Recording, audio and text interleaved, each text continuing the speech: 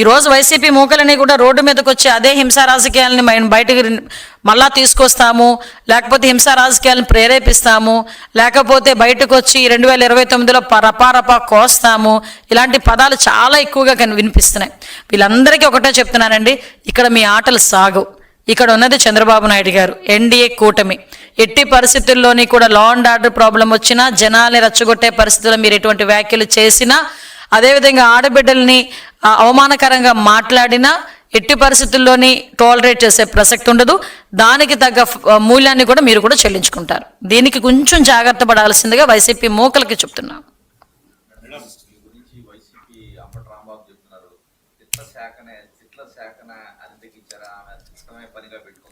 అంటే ఆయనకి ఇంతకు ముందు నాకు తెలిసి నోటిపారుదల శాఖ ఆయన చేస్తున్నాడు. నీటిపారుదల శాఖ, నోటిపారుదల శాఖ. ఇంకా ఆయన అందులోంచి బయటికి రాలేనట్టుంది. ఆయన గురించి ఎంత తక్కువ మాట్లాడుకుంటే అంత మంచిది. నా విలువను నేను దిగజార్చుకోలేను ఆయన గురించి మాట్లాడి. కాకపోతే ఏదైనా విధానపరంగా మాట్లాడమనండి, చిన్న పిల్లోడికి కూడా సమాధానం చెప్తాను. అంతే తప్పించి టార్గెట్ చేసి ఏదో రకంగా మాట్లాడదాం అనుకుంటే కనుక చెప్పాల్సిన అవసరం లేదు. మేము ఏదైనా చెప్పాలనుకుంటే మేము ప్రజలకు చెప్పాలి. మేము ఆన్సరబుల్ ప్రజలకి. ఈరోజు ఎక్కడ ఏ అన్యాయం జరిగినా మాకన్నా ముందు స్పందించే వ్యక్తి చంద్రబాబు నాయుడు గారు. ఇంకా మా వరకు వస్తున్నాయా రావట్లేదని చూసుకునే లోపు దీని సంగతి ఏంటో చూడండి ఇమ్మీడియట్గా అని చెప్పి మాకు ఆదేశాలు ఇచ్చి ఆ వ్యక్తి దొరికేడా లేదా, ఆ అక్యూజ్డ్ దొరికేడా లేదా, అరెస్ట్ చేసామా లేదా, ఇది ఫాలో అప్ చేసుకుంటున్న వ్యక్తి ముఖ్యమంత్రి స్థాయిలో ఇన్ని పనులున్నా కూడా లా అండ్ ఆర్డర్ విషయంలోనే కానీ, మహిళల మీద జరుగుతున్న అఘాయిత్యాల విషయంలో కానీ ఇంత అలర్ట్గా ఉన్న ముఖ్యమంత్రి నేను ఎప్పుడు కూడా చూడలే. నేనేదో ఆయన మంత్రివర్గంలో ఉన్నానని నేను చెప్పట్లే. ఒక మహిళగా లాస్ట్ 5 సంవత్సరాలు చూశాను, ఇప్పుడు కూడా చూస్తున్నాను కాబట్టి ఆ కంపారిజన్ నాకు తెలుస్తుంది. సో వీళ్ళేదో మాట్లాడుకుంటే దానికి సమాధానం చెప్పాల్సిన అవసరం మాకు లేదు.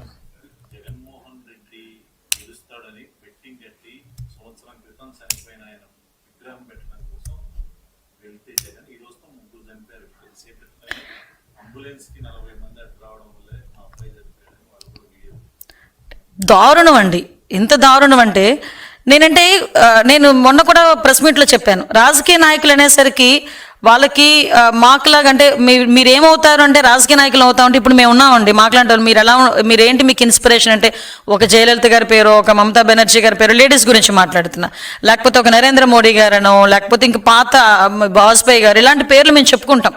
మాకు వీళ్ళు ఇన్స్పిరేషన్ అని, వీళ్ళ బాటలో మేము నడుస్తామని. ఎందుకు? వాళ్ళు ఒక ఇన్స్పైర్ చేసే పొజిషన్లో ఉండేవాళ్ళు ఇంతకుముందు, ఇప్పుడు మేము ఉన్నాం.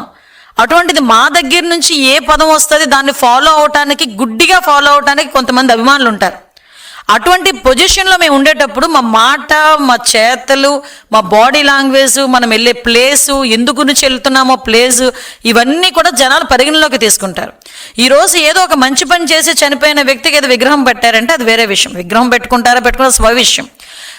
అతను చనిపోయి బెట్టింగ్ల ద్వారా అతను డబ్బులు కోల్పోయి ఆత్మహత్య చేసుకున్న తర్వాత సంవత్సరం తర్వాత అతనికి ఒక విగ్రహం కట్టి ఆ విగ్రహం ఓపెన్ చేయడానికి జగన్మోహన్ రెడ్డి మొబిలైజేషన్ చేసుకొని బయటికి వెళ్ళి 3 ప్రాణాలు తీసాడంటే ఏ రకంగా దీన్ని మనం ఆలోచించుకోవాలో అర్థం కావట్లే. సాక్షాత్తు సొంత కార్యకర్త అతని సొంత వాహనం టైర్ కింద నలిగిపోతున్నా కూడా కనీసం ఆపకుండా తుప్పల్లో పడేసి చల్ పద అని చెప్పేసి తీసుకెళ్ళిపోయిన పరిస్థితి. ఆ సొంత కార్యకర్త ఒక అబ్బాయి అక్కడ ఊపిరాడకో లేకపోతే ఆ కాన్వాయ్లోని ఒక అబ్బాయి చనిపోయాడు. ఇంతమంది మేము డే ఫస్ట్ నుంచి కూడా పోలీస్ యంత్రాంగం ఏం చెప్తున్నాం, మీరు వెళ్ళే వే చాలా చిన్నది, మీరు ఇంతమంది జనాలను తీసుకొస్తే సామాన్యమైన ప్రజలు కూడా ఇబ్బంది పడతారు, మేము దాంతో ప్రొటెక్షన్ మేము ఇచ్చుకునే దానికి కొంచెం ఇబ్బంది పడతాం, కొంచెం ఆలోచించండి అని నోటీసులు కూడా ఇస్తే దాన్ని కూడా పెడచెవిన పెట్టి ఈరోజు అంబులెన్స్లు వచ్చే పరిస్థితి కూడా రానివ్వకపోతే, మినిమం కామన్ సెన్స్ అండి. అంబులెన్స్ వచ్చింది అంటే ఆ సౌండ్ వినగానే చిన్న పిల్లోడు కూడా అలర్ట్ అవుతాడు, అరే అంబులెన్స్ వస్తుంది పక్కకు తప్పుకోవాలి అని. అటువంటిది ఆ అబ్బాయి కనుక ఇన్ టైంలో హాస్పిటల్కి జాయిన్ అయి ఉంటే నిజంగా గెలిచేవాడు, బతికేవాడు ఆ రోజు. కానీ ఈ రోజు పరిస్థితి ఎలా ఉందంటే ఆ అబ్బాయి ప్రాణాలు కోల్పోయి తల్లిదండ్రులు కూడా కేవలం జగన్మోహన్ రెడ్డి పర్యటన వల్ల నా కొడుకు చనిపోయాడు అని చెప్పి ఆ పిల్లోడిని బయట తీసుకురాలేం కదా. ఎత్తికొడితే 23 సంవత్సరాల పిల్లోడు. ఈరోజు అక్కడ ఆ సింగయ్య వయసు, అక్కడ ఇంకొక అబ్బాయి రెడ్డి, ఆ రెడ్డి వయసు, ఈ చిన్నపిల్లోడి వయసు, వీళ్ళందరూ ఎందుకు చనిపోవాల్సి వచ్చింది? అంటే కేవలం జగన్మోహన్ రెడ్డి తాలూకా ఆ ప్రచార పిచ్చికి ఈరోజు ముగ్గురు బలైపోయారు. అంటే ఒక రోజు అతను ఒక వ్యక్తిని పరామర్శించడానికి వెళ్తే ముగ్గురు చనిపోయారు. ఆ పొదిలి వెళ్తే రాళ్ళు ఇసురుతారు పోలీసుల మీద, ఆడవాళ్ళ మీద చెప్పులు ఇసురుతారు. అనంతపురం వెళ్తే అతనే ఒక సెల్ఫ్ థ్రెట్ క్రియేట్ చేసుకుంటాడు. ఇతనికి అలవాటు. కోడికత్తి దగ్గర నుంచి మొదలైంది. బాబాయ్ హత్య, కోడికత్తి, గులకరాయ్ ఎన్నున్నాయి ఈరోజు మన ఎగ్జాంపుల్స్ చూపించుకోవడానికి. కాకపోతే నేను అంటున్నాను ఏంటంటే, ఇలాంటివి జరిగేటప్పుడు కూడా కనీసం ప్రజలకు మనం ఏం సమాధానం చెప్పాలి. ఈ రోజు ఏదో నాకు తెలిసి ఇంటింటికి వెళ్తామని ఏదో మాట్లాడినట్టున్నారు. ఇంటింటికి ఏం తీసుకెళ్తారండి? తీసుకెళ్లేటప్పుడు